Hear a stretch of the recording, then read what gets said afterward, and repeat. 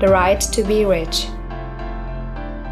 Whatever may be said in praise of poverty, the fact remains that it is not possible to live a really complete or successful life unless one is rich. No man can rise to his greatest possible height in talent or soul development unless he has plenty of money. For to unfold the soul and to develop talent, he must have many things to use, and he cannot have these things unless he has money to buy them with. A man develops in mind, soul, and body by making use of things, and society is so organized that man must have money in order to become the possessor of things. Therefore, the basis of all advancement for man must be the science of getting rich. The object of all life is development, and everything that lives has an inalienable right to all the development it is capable of attaining. Man's right to life means his right to have the free and unrestricted use of all the things which may be necessary to his fullest mental, spiritual, and physical unfoldment, or, in other words, his right to be rich.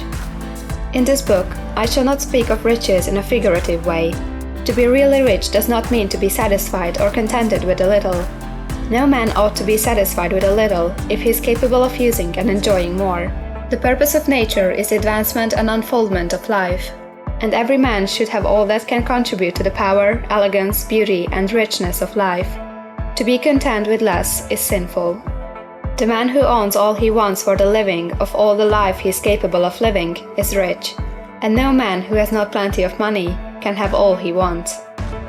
Life has advanced so far and become so complex that even the most ordinary man or woman requires a great amount of wealth in order to live in a manner that even approaches completeness.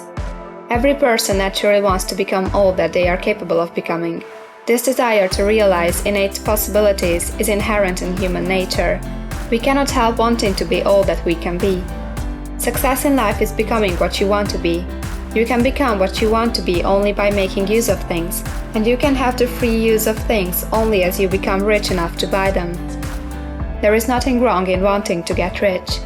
The desire for riches is really the desire for a richer, fuller, and more abundant life, and that desire is praiseworthy. The man who does not desire to live more abundantly is abnormal, and so the man who does not desire to have money enough to buy all he wants is abnormal. There are three motives for which we live. We live for the body, we live for the mind, we live for the soul.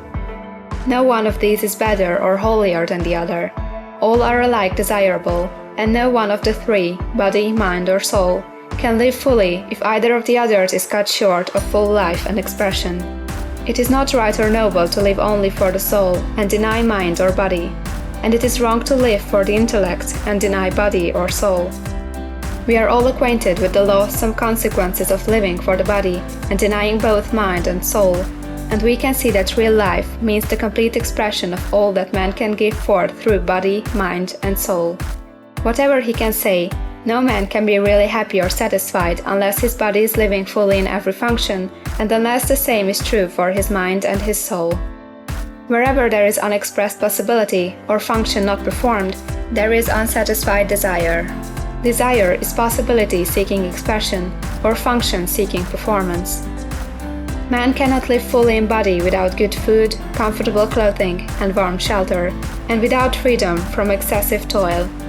Rest and recreation are also necessary for his physical life.